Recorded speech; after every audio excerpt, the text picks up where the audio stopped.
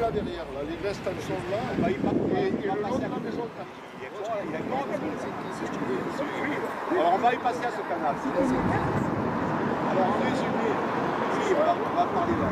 Juste en résumé ce qu'il dit. Et là, pour traverser ces marais dont tu parlais, avant que se construise il y a ce qui a été longtemps pensé un aqueduc, mais qui en fait était un pont. Pour les chariots. Il a passé romain parce qu'on a trouvé des pièces romaines dedans, mais au Moyen-Âge, c'était aussi la coutume de mettre des vieilles pièces dans les fondations des bâtiments. Donc on a utilisé des pièces de l'époque romaine tardive, mais peut-être au début du Moyen-Âge. Et ce pont qui était là le long, on voit encore la rue là. Ça commence chez les parents Hervé, à droite les piles. Elle se continue à travers les maisons. Quand il pleut, on voit que les façades sont à des endroits, on voit encore la trace des arches. Et je pense que chez les gens, on pourra encore trouver les arches. Jusque chez Paillet, chez Paillet où il y a l'arche. Et le pont se continuait, la ferme qu'il y a de l'autre côté, au pas de là, au champ de l'âne, comment vous l'appelez?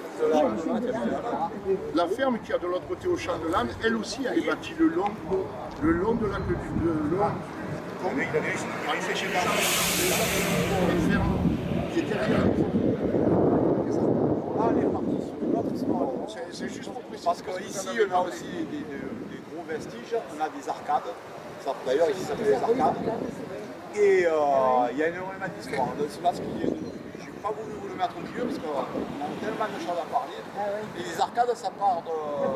Là, on l'a dit, et si vous voulez ce quartier, le parti fausse, ça se situe beaucoup plus au port de Bouc, c'est le continu. Après, dans ce quartier-là, on va retrouver des morceaux d'arcade.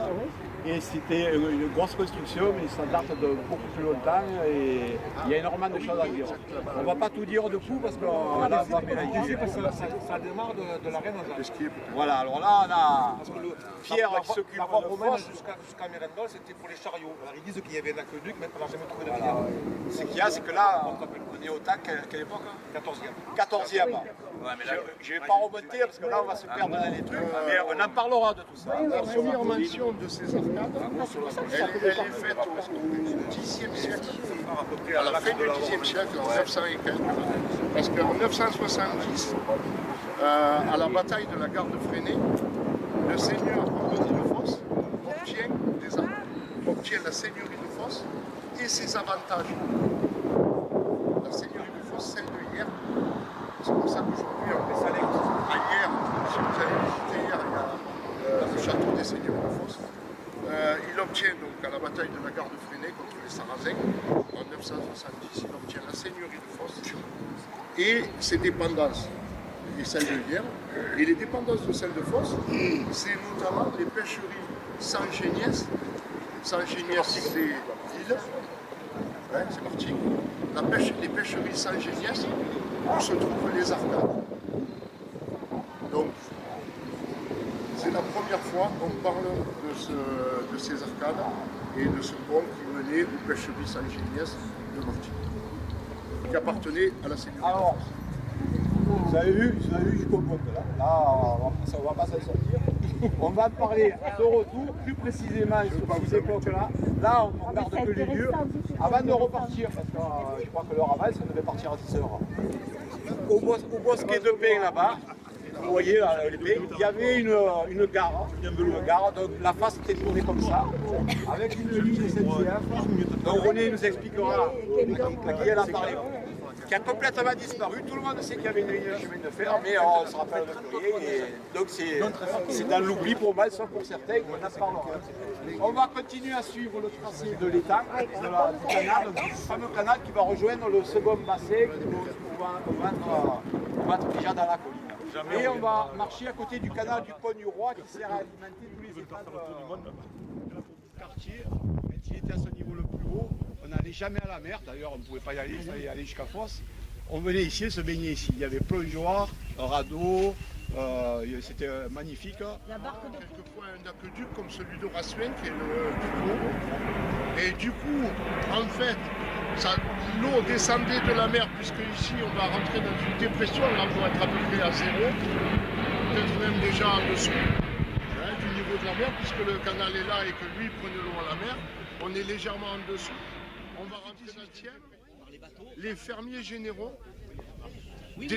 fermiers généraux, donc l'administration royale, décide d'empêcher les gens d'exploiter le sel. Les gens d'ici, de tout temps, et si on va du côté de Trapil, je peux vous montrer un abri sous roche qui date du néolithique, donc on peut dire qu'ici, de tout temps, depuis que l'homme est là, il exploite le sel. Et là, les fermiers généraux décident d'empêcher les gens de la région d'exploiter le sel. Milieu 18e, on est loin encore de la construction du salin de Fosse, hein, et du coup, il noie la dépression. Donc effectivement, la dépression a déjà été noyée volontairement par les fermiers généraux pour empêcher les gens. Voilà. Et il faudra attendre la crise espagnole de la soude naturelle au début du 19e. Et là, on va avoir un intérêt pour fabriquer de la soude qu'on appelait à l'époque factice. Mais factice, ça veut dire que c'est l'homme qui l'a faite. Pour début 19e et pour réaménager. C'était des marquis qui régnaient. Hein, oui, c'est à l'époque 1750. C'était vraiment des régions à pognon. Hein. Il y avait des conflits. Ça a toujours été, même à l'Antiquité. Hein. Même à l'Antiquité, ça a toujours été. Le sel, c'était conserver les aliments, c'était tout ça, quoi. Ça a toujours été. Le sel. Ça a toujours été, oui. C'est une monnaie, le sel. Ah oui. Puisque le mot salaire vient de sel. Ah ben ça, je le connais pas. Donc, c'était une monnaie à l'époque. Donc là, le gros canal, comme vous disiez, là, donc, il serait arrêté là. Et là, on a une butte de roi. Donc, on vous parlera du canal une fois que ça sera au passé.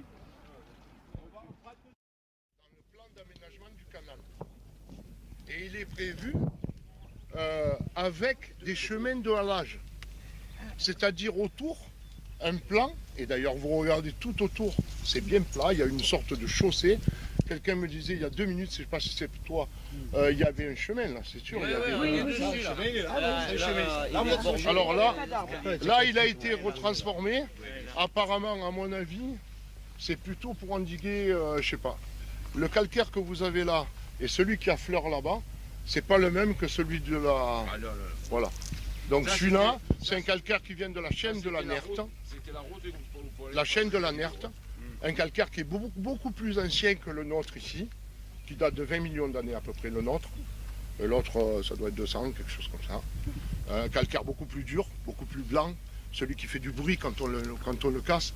Ici, nous, à Fosse, on avait de ce calcaire qu'un seul endroit, qui, à l'époque antique, était au milieu du golfe, puisque le golfe, lui, s'étendait jusqu'environ vers la Fossette, le golfe de Fosse, quand les Grecs sont arrivés. Quand Saint-Blaise existait. Yassou. Yassou. Yassou. Yassas. Yassas. Tu parles grec. Mais là, t'es l'Enica. Donc, c'est quand les Grecs sont arrivés, le rivage était beaucoup plus loin. Et il n'y avait que cette pointe qui sortait, on l'appelait la roque d'Odor. Et cette pointe, c'est une résurgence. C'est un sommet de la chaîne de la Nerte. Donc, il y a eu des carrières. Le seul calcaire qu'on utilisait, c'est celui-là. À mon avis, ça, c'est SNCF. Parce qu'ils quand ils ont fait la double ligne, ils l'ont prolongée jusqu'à Marseille. Ouais.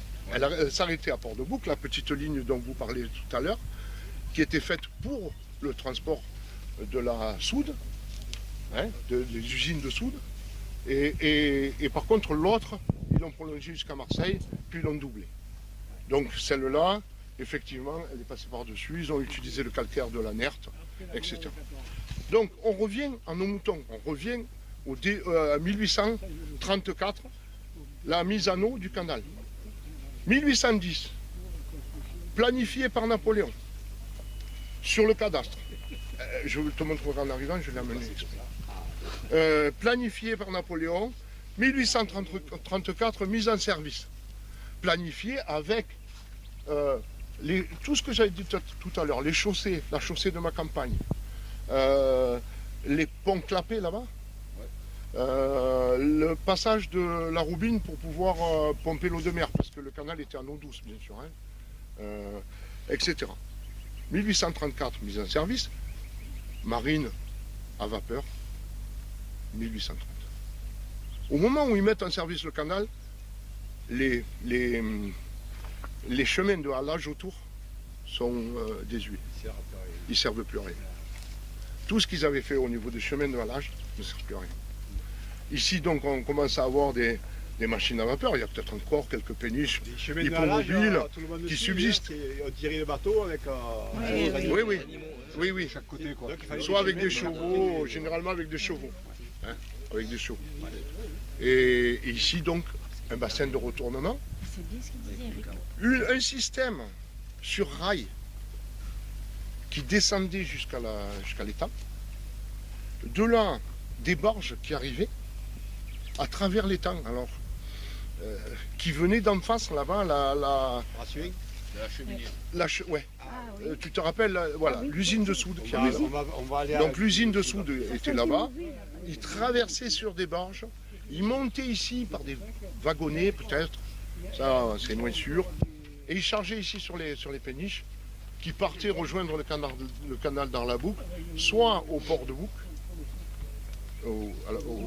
qui à l'époque faisait partie de la commune de Fosse, soit vers Arles et le Rhône. Donc vous reprenez le grand canal. Je te coupe, c'est supposition ou affirmation? Ah non, c'est affirmation, mais pas de ma part. Parce que moi j'ai lu un livre sur les amis du Vieux-Port qui parlait de réserve d'eau douce ou de machines de retournement pour les locomotives. Alors les locomotives, elles sont là-haut.